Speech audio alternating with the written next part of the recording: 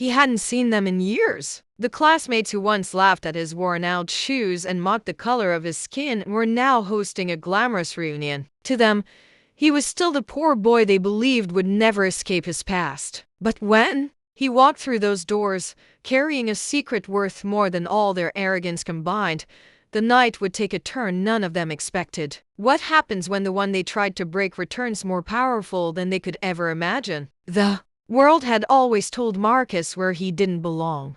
Growing up in a small town, he was the boy with second-hand clothes, the one teachers overlooked and classmates whispered about. His family lived in a cramped apartment above a noisy laundromat, where the hum of machines was a lullaby he never asked for. For Marcus, survival meant keeping his head down, working harder than anyone else, and pretending not to hear the cruel jokes that followed him through the hallways of school. But beneath the silence, there was a storm. Every insult, every smirk, every reminder that he was less than carved something deep inside him. He wasn't just poor, he was marked by his skin, by the way authority figures dismissed him, by the way opportunities seemed to skip over his family generation after generation. Still, Marcus found small escapes. He would spend hours at the public library, running his fingers over books about business, technology, and the people who built empires out of nothing. He dreamed not just of surviving, but of creating a life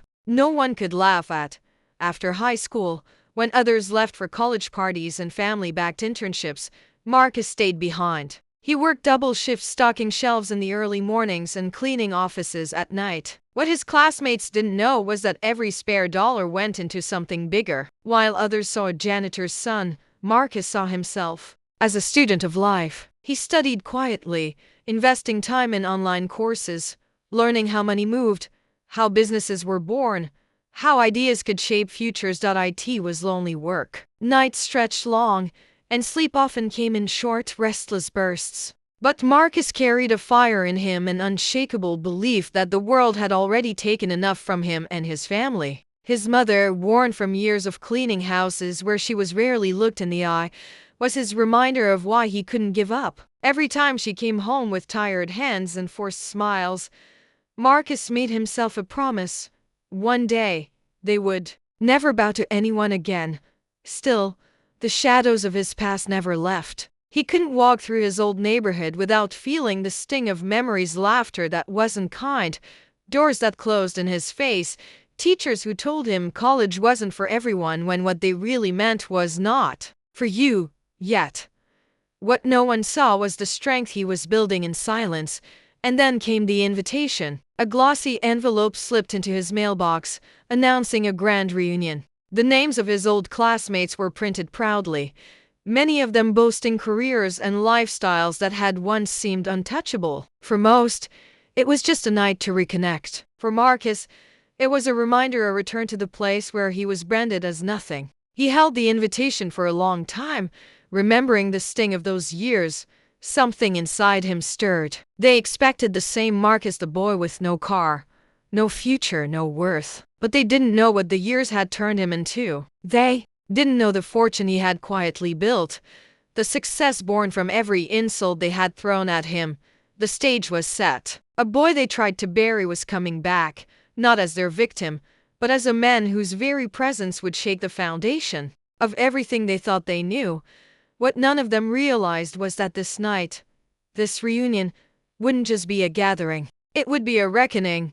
Marcus stepped into the reunion hall with a calmness that felt foreign even to himself. The chandeliers glittered above polished tables, and laughter bounced off the walls. But beneath the glamour, Marcus felt the weight of eyes on him. Old classmates turned, their smiles faltering into surprise. Some whispered, others chuckled quietly, nudging their friends. To them, he was still the boy they used to mock, the reminder of poverty they wanted to forget. It didn't take long before the night began to echo the past. A group of former classmates leaned against the bar, sipping champagne, their voices carrying just loud enough. Didn't know they let everyone in. One sneered, his gaze fixed on Marcus. Another smirked, guess the janitor's son still wants to play dress up. Their words sliced the air, cruel and familiar. Marcus stayed silent. his heart steady but his mind racing back to the years when laughter like this had broken him. He remembered the locker slammed in his face, the teacher who dismissed his raised hand, the jobs that rejected him before reading past his name. He remembered how the town itself felt built on barriers meant to keep people like him in their place. The whispers grew bolder. A woman who once sat behind him in class approached with a sugary smile. "So, Marcus, what are you doing these days?" Her tone carried the same sharp edge it did in high school, disguised as curiosity but dripping with expectation of failure. He answered with measured restraint, not revealing everything, only enough to let the question linger unanswered. In her mind, her forced laugh trailed behind her as she walked back to her group, whispering something that made them all burst into laughter.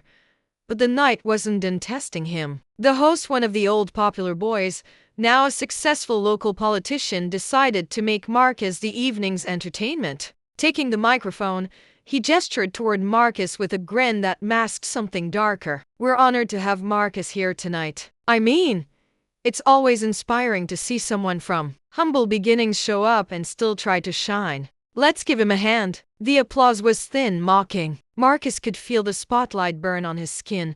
For a moment, the years of quiet strength threatened to crack. He saw his mother's tired eyes, the nights of loneliness, the countless doors slammed in his face because of who he was. Rage flickered. Humiliation pressed down like it always had. But deep within, another voice whispered, "Not this time."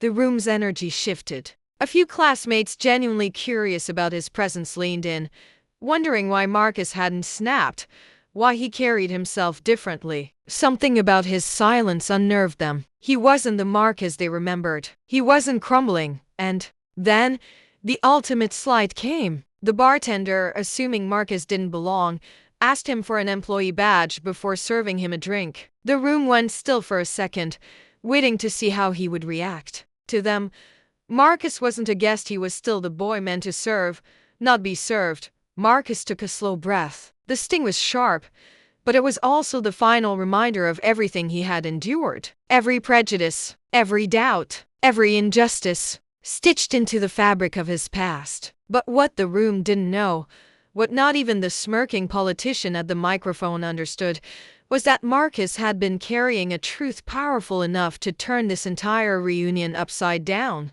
The night wasn't over. The reckoning hadn't even begun, because the boy they thought they could break was about to show them just how far he had risen. The room pulsed with tension. Marcus stood still, the bartender's insults echoing louder than the music, louder than the chatter. To the crowd, it was nothing new, another reminder of who they believed he was. To Marcus, it was the final straw, the moment where every buried humiliation came rushing back at once. He thought of the lockers slammed shut, trapping his books. The teacher who told him that people like you should focus on trades instead of dreaming big. The officer who once pulled him over for no reason, hand resting on his holster while demanding to know why Marcus was in this part of town. The nights his mother came home exhausted, called names in the houses she cleaned but forced to smile for survival. And now, after years of sweat, nights without sleep, and clawing his way out of the pit they left him, and here he was, still seen as less. Marcus could feel his chest tighten, not from fear, but from the weight of truth pressing against him. He had spent his life proving them wrong in silence. Tonight, silence wasn't enough. Slowly, he walked toward the stage. Murmurs rippled through the room, confusion, mockery, disbelief. The politician who once ruled the hallways with his smirk still clutched a microphone, chuckling as Marcus approached. Well, looks like our guest of honor wants to say a few words." He extended the microphone with false generosity, expecting a stammer, maybe a clumsy excuse. But when Marcus took the mic, his voice didn't tremble. "For years," he began, eyes sweeping across the room, "I was told I didn't belong, that I wasn't good enough, that my skin, my family, my poverty defined me. You laughed at me when I had nothing. You built your lives on the assumption I would always be beneath you. And tonight, you tried to make me your joke again." The room hushed. A few uneasy glances darted between tables. Marcus's hand tightened on the microphone. But here's the truth you never saw coming. While you were laughing, I was building. Every insult became fuel. Every door slammed in my face became a reason to kick down another one. You thought I'd stay broken. Instead, I built a business from nothing, one worth more than all of you combined. Gasps cut through the silence. Phones lifted, recording, faces frozen in shock. The very classmates who once dismissed him now leaned forward, unable to look away. Marcus continued, his words striking like hammer blows. This isn't about money. It's about every single person who has ever been told they don't matter because of the color of their skin. About every mother working herself to the bone while the world calls her invisible. About every kid who walks into a classroom already judged before they even speak. He paused, his eyes locking on the host, the man who had tried to humiliate him moments ago. You tried to make me small, but I am not small. I never was. And tonight, I'm not here for your approval. I'm here to remind you that the people you step on, the people you laugh at, the people you dismiss, they rise. We rise. The silence was heavy now, suffocating. Some lowered their eyes in shame, others shifted uncomfortably in their seats. A few clapped hesitantly, their guilt pushing them into action. Marcus set the microphone down, his words still hanging in the air like thunder after lightning. The boy they mocked was gone. In his place stood a man who had turned pain into power, humiliation into triumph. But even as the applause began to ripple, Marcus felt something deeper stirring. This wasn't just a victory for him, it was a confrontation with a system much larger than a reunion hall. Tonight wasn't the end. It was only the beginning. And the question remained, burning in the silence he left behind. Would they finally listen, or would the world need 1,000 more reckonings before change came? When Marcus walked off that stage, the room was forever changed. Some clapped out of guilt, others sat frozen, still processing what had just unfolded. For the first time, the people who had laughed at him were forced to look at themselves, to see what their cruelty had built. He hadn't come to impress them. He hadn't come to be accepted. He came to show them what resilience looked like and to remind them that every insult, every act of prejudice, carries a cost. But Marcus knew the victory wasn't complete. Because while he had turned his pain into power, there were countless others still trapped in the same cycle he had escaped. Kids sitting in classrooms right now, being told they weren't smart enough. Workers being overlooked because of the way they looked, the way they spoke, or the color of their skin. Families forced to fight twice as hard just to be seen as equal. His story was proof that survival was possible, but survival shouldn't have to mean enduring years of humiliation.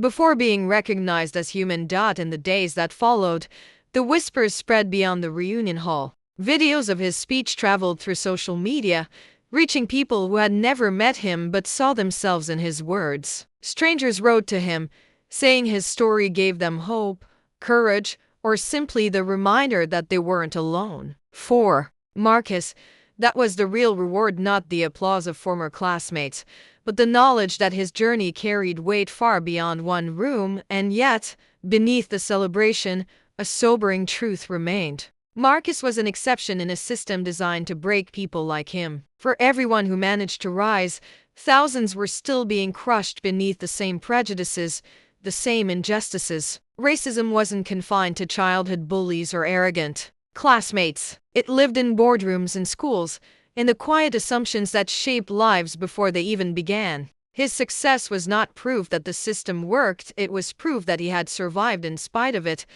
Looking back, Marcus often thought of his mother's hands calloused from years of labor, unseen and unthanked. Her sacrifices had been the foundation of his strength. He carried her story, and the stories of so many others, with him every time he stood in a room that once tried to silence him. His triumph was personal, but it was also collective. A reminder that behind every face, dismissed as less than, lies a strength the world fears acknowledging. The night of the reunion wasn't about revenge. It wasn't even about showing off his wealth. It was about shifting the mirror back onto those who had chosen ignorance and cruelty. And for once, they had to see themselves clearly. But here's the truth that lingers long after the lights dim. Marcus's story is not rare. It is not unique. Versions of it are unfolding everywhere. Everyday stories of resilience, stories of pain, stories of people fighting to be seen as equal in a world that too often refuses to listen. So the question becomes, how many more Marcuses will it take? How many voices must rise before change is no longer optional but inevitable? Because this isn't just one man's story. It's the story of millions. A story that stretches across classrooms, workplaces, neighborhoods, and generations. A story that will not end until we face the uncomfortable truth staring back at us. Marcus rose. But the fight isn't over. And now, it isn't just his fight, it's ours. So ask yourself, the next time you witness injustice, will you stay silent? Or will you rise too? If Marcus's story moved you, don't let it stop here. These stories of resilience and injustice happen every day, and sharing them is how we shine a light on what so many try to ignore. So, if you believe this story deserves to be heard, hit the like button, share it with someone who needs to hear it, and let your voice be part of the change. And tell me in the comments, when you've faced injustice, how did you rise?